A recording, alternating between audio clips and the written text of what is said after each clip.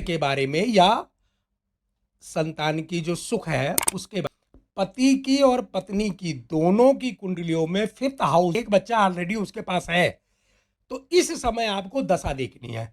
कोई ऐसे ग्रह की महादशा या अंतरदशा आ गई है कि जो चाइल्ड बर्थ, वो भी मां बन रही है। बहुत बड़ी घटना है ये महिलाओं के लिए। फर्स्ट बीवी के लिए फिफ्थ हाउस देखा जाएगा, मियाँ बीवी का, पति पत्नी का। दशा को आप देखिए, आपकी प्रोडक्शन एकदम सटीक जाएगी, सही जाएगी। अभी जल्दी की घटना है भाई, आईवीएफ कराने जा रहे हैं, टाइम चक्र होता है डॉक्टरों का भी, तो फिर यकीन नहीं, क्योंकि प्लेनेट जो है बदलेगा, अंतरदशा आएगी और इस अंतरदशा में आपको मतलब चाइल्ड बर्थ का सुख मिल जाएगा। डॉक्टर के पास जाने की जरूरत नहीं पड़ी, पहले बेबी था उनके पास और दूसरे बेबी में मतलब उसने थोड़ी सी दवाई लिया और डॉक्टर ने बोल दिया कि तू तो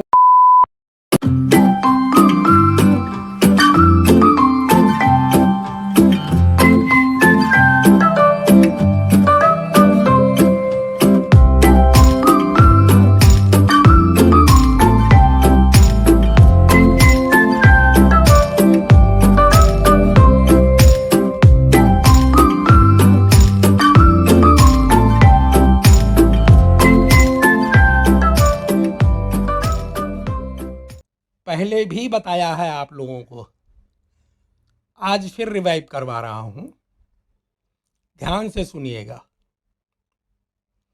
चाइल्ड बर्थ की जब भी प्रोडक्शन करोगे तो गलती कहां पे हो जाती है, पहले उस पर ध्यान दीजिए। एक ही पर्सन की कुंडली चेक करोगे और उसी से रिजल्ट बताने की कोशिश करोगे तो मिस्टेक हो जाएगी, गलती हो जाएगी।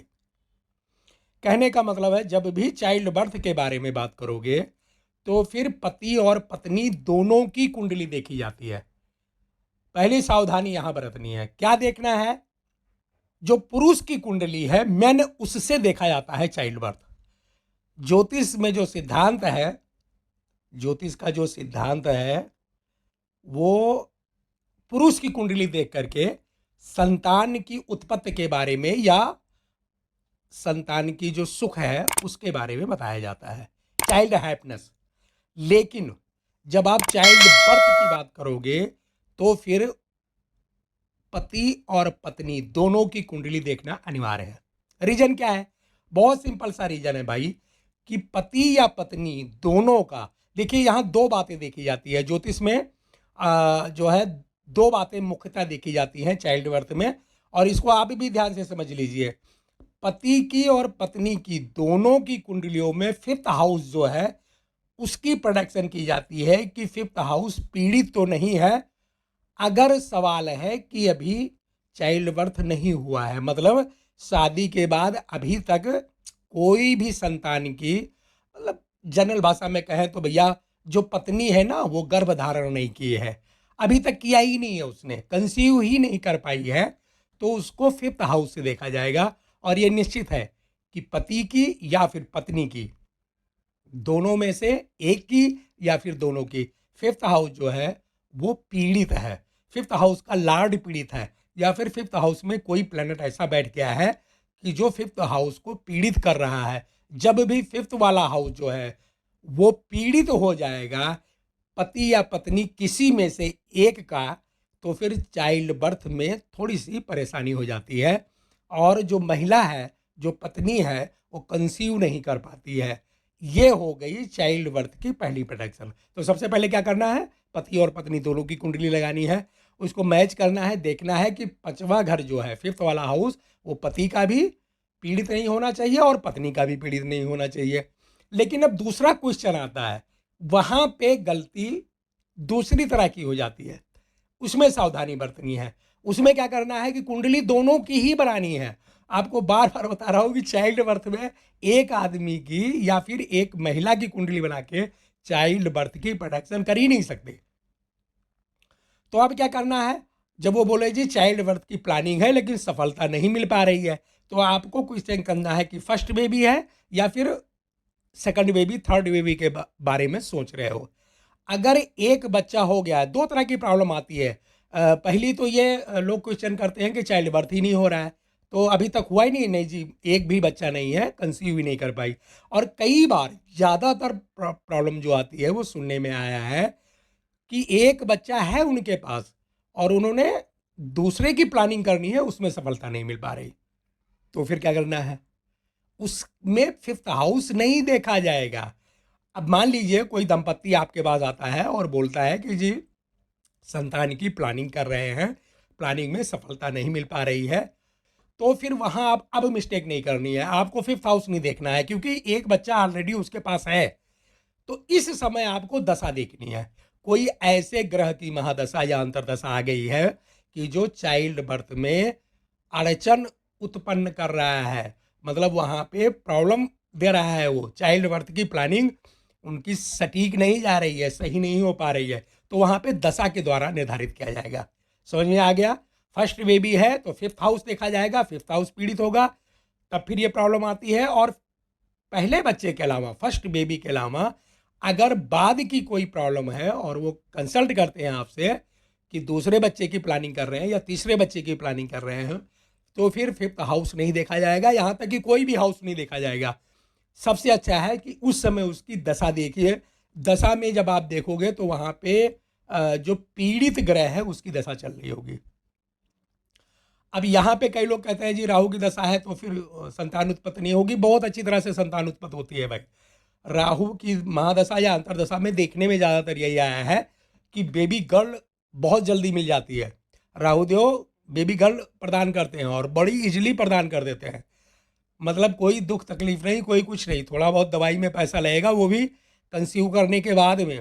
तो आजकल तो महिलाएं वैसे भी मेडिसिन लेती हैं, कोई कैल्शियम खा रहा है, कोई कुछ कर रहा है, कोई कुछ कर रहा है, तो यहाँ पे सफलता मिल जाती है। मेरे कहने का मतलब है प्लेनेट कोई भी हो सकता है दशा या अंतरदशा में, जब वो पीड़ित हो जाएगा तो उसके समय में चाइल्ड बर्थ में परेशानी होती है।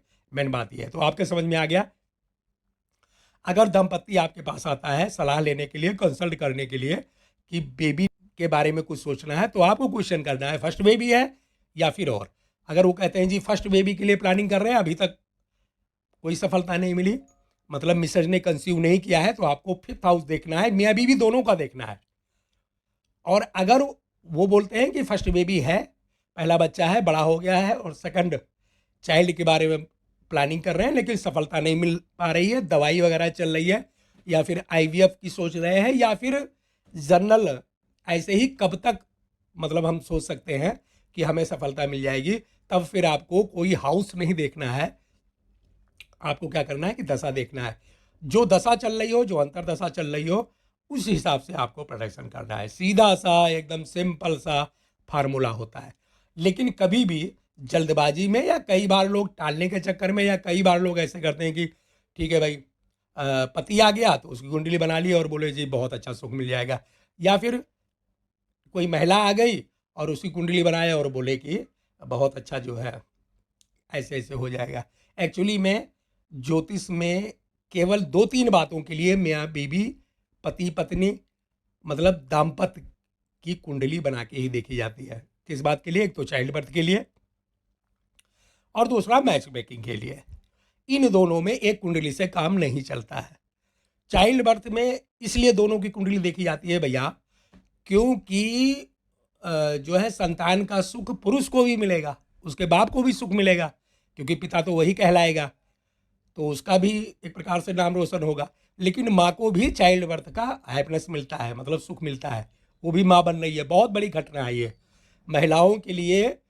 एक प्रकार से देखा जाए तो बहुत बड़ी घटना होती है जब वो संतान को जन्म देती है। तो कहने का मतलब ये है कि दोनों की कुंडली देखी जाएगी, तब इसका रिजल्ट प्रोडक्शन होगा। बिल्कुल श्योर हैं। फर्स्ट बेबी के लिए फिफ्थ हाउस देखा जाएगा, मियाँ बीवी का, पति पत्नी का, दोनों, मतलब स्पाउस का देखा जाएगा। और सेकंड बेबी, थर्ड बेबी, अगर इसके बारे में कोई क्वेश्चन है तो फिर दशा और अंतरदशा को आप देखिए, आपकी प्रोडक्शन एकदम सटीक जाएगी, सही जाएगी। अभी जल्दी की घटना है भाई, आईवीएफ कराने जा रहे थे दंपत्ति, तो उनका फ़ोन आया, डॉक्टर ने बोला है कि ये लास्ट चांस है, मतलब मैं आखिरी बार ये आईवीएफ कर रहा हूँ, अगर अब की बार सफलता नहीं मिली तो अब आगे आईवीएफ नहीं करूँगा। और पहले भी उन्होंने करवाया है कई बार, मेरे ख्याल से 2 बार या कितनी बार करवाया, सफलता नहीं मिली। तो ये थर्ड बार था और डॉक्टर ने बोल दिया है लास्ट चांस है, इसके बाद में अब और आईवीएफ नहीं करूँगा। तो फिर उनकी कॉल आई, किसी ने नंबर दिया और उन्होंने फ़ोन किया। दोनों मियाँ बीवी सामने बैठे हुए थे, कॉल पे बात हो रही थी भैया, और उन्होंने बताया कि लास्ट चांस है, मुझे टाइमिंग बता दीजिए, मतलब क्या करूं कि मुझे सफलता मिल जाए। नहीं, पहला बेबी था, एक बेबी था और उसके बाद में दूसरा बेबी के लिए सोच रहे थे, प्लान कर रहे थे। तो मैंने उनकी कुंडली बनाई दोनों की। अब आप लोग कैसे प्रोटेक्शन करते हो समझ में नहीं आता, तो मैंने उनकी कुंडली बनाई दोनों की और उनको मैंने बोल दिया कि छोड़ दो अभी। करीब 1 साल कुछ महीने का मैंने बताया था टाइम पीरियड कि इतने दिन मत जाओ, अगर इतने दिन वेट किए हो तो और वेट कर लो।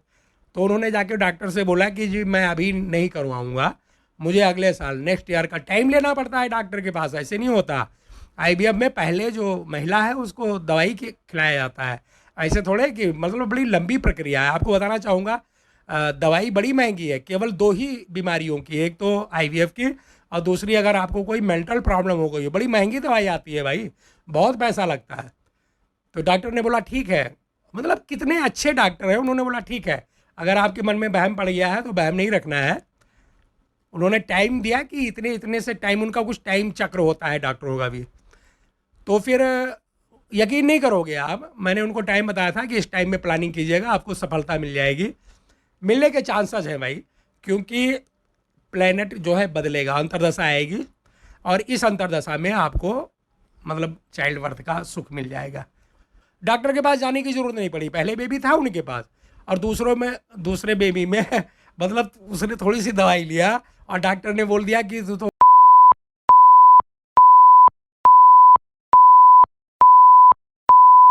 डॉक्टर भी बहुत खुश, उन्होंने बोला ये कैसे हो गया, तो अब हो गया। प्लेनेट आया और उसने एक्टिव होने के पहले ही मतलब जैसे अंतर्दशा में आया और डॉक्टर के पास गया तो डॉक्टर ने बोला कि नहीं तुम्हें सफलता मिल चुकी है विदाउट आईवीएफ। तो होता है कई बार ग्रह दशा किस्मत चमका देते हैं भाई।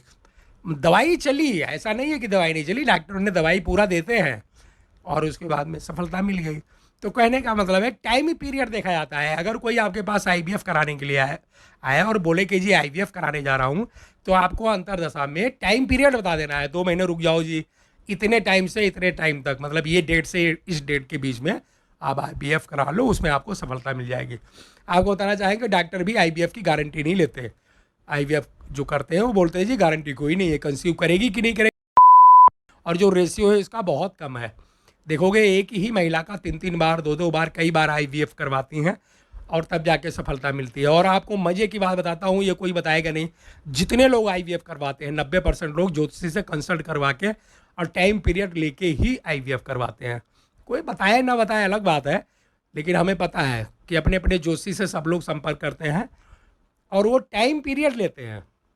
और जब ज्योतिषी बोलता है इतने समय से इतने समय के बीच में आपको आईवीएफ करवाना है, तो डॉक्टर से बात करते हैं, फिर थोड़ा सा आगे पीछे हो जाता है, एडजस्ट करते हैं। लेकिन आईवीएफ कराने के लिए अरे बहुत पैसा लगता है। जो लोग 1,00,000-1,50,000 लगा रहे हैं उनको 1,000, 1,100, 1,500, 2,000, 2,100 देने में क्या बुराई है।